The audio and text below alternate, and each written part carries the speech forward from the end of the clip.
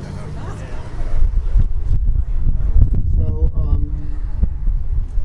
it's obviously very special to all of us to be here for this particular dedication for someone who, as beloved as Sylvia Rivera is, would under normal circumstances have been very hard to find a sponsor for.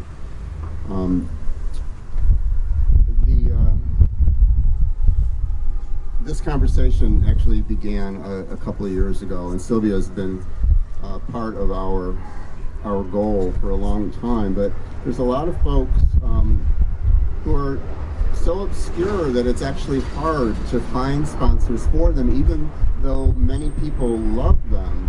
But it's hard to come up with that kind of funding. And in typical City of Chicago fashion, we have sirens and helicopters.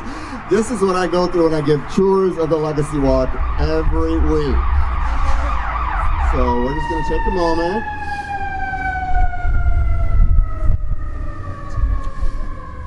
My apologies, I don't mean to go off script, but you just kind of got to go with it. So I want to introduce a young man who we share a passion for this particular woman, and the company that he represents has stepped up on a number of occasions to do the right thing. In 2014, we had the privilege of having Stoli Group USA sponsor the plaque for Ugandan activist who was murdered, David Kato, whose plaque is actually just on the next pylon over. An extraordinary man who paid the ultimate price for ultimately being the first person to come out of the closet publicly in Uganda. Think about that. And that was only in 2009. That's courage, you know. We're here on, you know, like Homo Street, USA. They don't have this other places. And Stoli stepped up to do that. And David also represents the kind of person who desperately deserves to be recognized in an installation like this, but would almost never have been able to find enough people to put up enough money to make that happen. And that's why we rely on our corporate sponsors, who invariably step up and say, we want somebody that would be hard, you know, to find funding for, and all of them favor someone with a human rights component to their work. So it is really a wonderful pleasure to welcome here Mr. Patrick Gallino, representing Stoli Group USA, who is sponsored the Sylvia Rivera Plaque.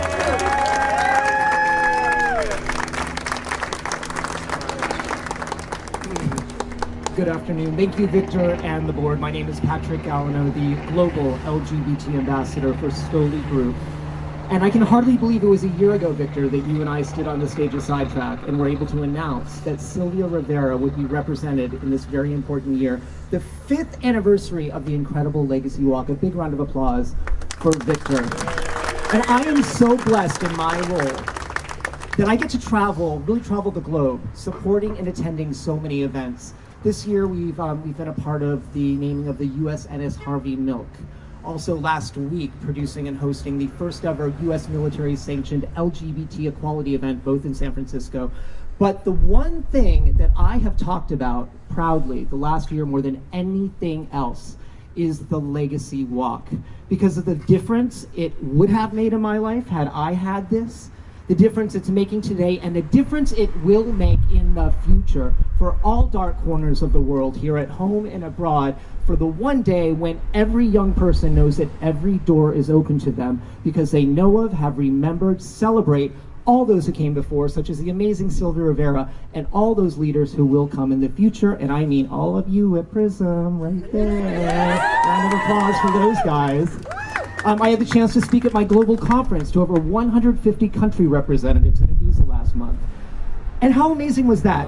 I have the only role of its kind in the world, because I worked for a company that 7 years ago presented to me that they wanted to look ahead to develop a role that would start in San Francisco, become West Coast, become US, and become global. We have 85 employees of our company in the US, not 12,000 like some other spirits houses. We do more than with less. We invest in people. And I'm so proud to be here honoring Sylvia Rivera. I'll tell you what, when I graduated from high school, I'm not that young, it was 1988. I was third in my class. I wanted to be a doctor, a politician, a lawyer, but I did what every gay man who was open at that time had to do. I got a musical theater degree. which I use today more than ever. But I realized that when the time in the world was right, because of so many people were honoring people who are standing here right now, who made it possible that a company called Stoli 7 years ago would say, we're going to create a special role to make a difference. We're not just going to throw money at an event, we're going to show up, we're going to travel the world, we're going to educate the globe about these great things that are happening. I know I stand on the shoulders of Sylvia Rivera, and not only was it a question to support her, it was a must. We need to support the most diverse members of our community, because when the world gets to that point to recognizing amazing people like Sylvia, there will be no question that every one of us who's spiritually sound, who supports equality, we're all superheroes and we're all amazing. So on behalf of my company Stoli and my very deepest heart for what you all have done in Chicago, thank you, Victor. Thank you, Legacy Walk Board, and many more victories to come. V for Victor and victory. Thank you.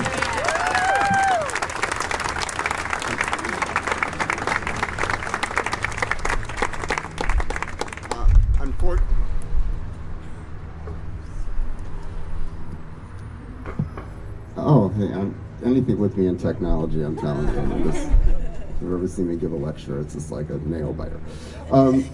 So, unfortunately, our next speaker, Dr. Beth Kelly from DePaul, came down very ill and was not able to come today. So, she did the academic vetting on the text. And I wanted to just talk a little bit on her behalf and sort of like the history around Sylvia Rivera, that, you know, is a character in our history who is so huge and so lionized and has had so many things attributed to her and her legacy over the years, that she's a complicated person to really talk about, because a lot of mythology has developed around her that is accepted as fact. And unfortunately, the mythology in a way kind of like obscures what she really did, which was incredibly awesome. And we're going to get into more of that. But I think when I first was looking for an academic and a biographer to do the vetting, because our relationship with the city of Chicago requires us to turn our research and our materials over to an independent person to actually corroborate, you know, what we've done, make suggestions and edits and all that. And that's the case for every one of the plaques on the walk. And we submit a letter of authentication that this process is taking place. And I was having a really hard time getting an historian who would actually step into this fray for Sylvia Rivera, which seemed like mind-boggling to me. And what it really was about was that they were just afraid, because so many people have attributed so many things to Sylvia Rivera that are like a mixture of a whole bunch of other things. And it really speaks to why we need to understand and embrace and study our history, because we don't have to tread in mythology anymore. Our history is pretty damn awesome all by itself, you know, the real thing. So, you know, one person who really is one of the most foremost historians on that era was like terrified. He was like, it took him 4 weeks to return my phone call, you know. So when I talked to Beth about it, because Beth and I worked together on some academic stuff, and she's like, no, for sure, I'll do it. You know, we talked about the language and all that. And Sylvia obviously goes back to the Stonewall era. That's really where she came into her own. But she, you know, kind of cut her teeth with the Black Panthers and, you know, a whole bunch of really awesome stuff back at that time. Yeah, for sure. You know, the Stonewall lasted 5 days. You know, it wasn't like just one thing that happened at the end of the night when they said last call. And so, you know, a lot of stuff went on, and, you know, she was there, but, you know, it just got all kind of messed up in the way the story is actually told. So we try to, you know, thread the needle here, and we don't want to disappoint anybody or take anything away from her, because what she actually, the core of her work with the creation of Street Transvestites, Action Revolutionaries, STAR, was to me really what like the centerpiece of her legacy is, because as you'll see when you get a chance to read the plaque, and if you've read the text on here, she really is responsible for why folks in that time really began to add the T and make sure that that T was there. And that was like, you know, 45 years ago, right? And we, you know, we are all the spiritual inheritors of that legacy, and it's amazing that we get to be here and to actually do this. I'm so thrilled to have her here. So that's kind of like my pitch about the history. I'm kind of stepping into Beth's shoes. I work in history and I talk about history. I'm not an historian, though I guess I sort of am. but I'm fortunate that I know a lot of people who are, and they actually do a lot to help us with this. So, but the one thing about history is that it's really cool to talk about people in historical terms, but I think what's even more important is to actually have witnesses. And the next two folks who are going to come up and talk to you reached out to me through Facebook, had seen a post that we had done. If you guys are friends of us on Facebook, hey, we just went over 2,000 yesterday. You can become part of the feed so that you get little tidbits about history every day. And they had seen a post about Sylvia and just like sent a note, and we started a conversation, and then we had a phone call, and all of a sudden I'm like meeting two people who actually knew and worked with Sylvia Rivera in that era, and are survivors of that time. And there's not many people left from then, and to have them on their own dime decide to come here, one from Las Vegas and one from Florida, to be here to just talk to you about the person that they knew, because that's the thing with all these folks. We commit them to bronze and they become these sort of lionized figures, and everything's like up there and all the, these are like real people. I think, Cleve, I'm not sure where you are, but when you and I talked about Harvey for the first time, and you said everybody talks about Harvey in such glowing terms, he was like a mess. His apartment was always a mess. He was always unorganized. He was late all the time, and it's just like, So we're going to learn a little bit about Sylvia Rivera from some people who knew her. So I'm going to bring to the microphone Miss Judy Bowen and Mr. Philip Raya. Where are you? Oh, there you are. I'm really short. As I get older, I get shorter. I just turned 72, and in my lifetime, I've lived to see an awful lot of good and bad things in my life. I had moved to New York. I was majoring in journalism at the University of Tennessee, and I went to New York, and I was living with someone in Long Island, and I eventually moved into the Village because that's where the gay community was, the West Village and East Village. I wanted to feel safe, and during that time, the West Village, Christopher Street, near the Stonewall, Gay Street was the hub of the gay community. Hundreds and hundreds of transsexuals. At that time, I had two wardrobes. I had male and female, and I was fighting with myself because I knew that what my reality was going to be. And there was the doctors too, Dr. Harry Benjamin, and Dr. Schiffman, and Dr. Benito Risch.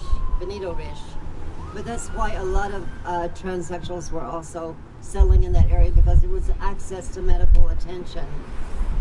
But during that time, if you might remember, cross-dressing was totally illegal. You could be arrested for it. And if you ever got arrested by the police in New York, you were not handled with kid gloves. They were not very kind to us. But during that time, living on Christopher Street, I was working during the day, and that's why I wasn't at the Stonewall the night that it happened. But Sylvia Rivera and also Marsha Johnson. Marsha was her friend, and that's where I met them on Christopher Street. And I would see them almost daily, but it was an interesting time because we were targeted by the police, and that's what led up to the first Gay Pride March. Now, the gay groups this is what Sylvia was all about. She was not happy that the gay and lesbians were not mentioning the transsexuals in their negotiations with the city for non-discrimination. They were totally ignoring the transsexual community. We were not even involved, and in many cases we were not really included in the meetings. But there was only one person, Philip Raya, who was one of the leaders of the Gay Activist Alliance, that always welcomed Sylvia and myself and other people to meetings, because we were different. We were wild and crazy. 5 hair pieces. When we were at the first Gay Pride March in Central Park doing the kissing contest, I think I was wearing 4 hair pieces. I had a friend who lived with me who was a hairdresser, so we really went crazy. And during those days, the two of us paparazzi's would come down to the village to take photographs because it was really outrageous. And every day was you were on stage because they were all down there taking pictures of all the unusual people. We were unusual. But Philip Ray, I've known him since he was 18 years old. We're still friends. And he's a great humanitarian. He still works very active with the gay community. And he can tell you more about Sylvia.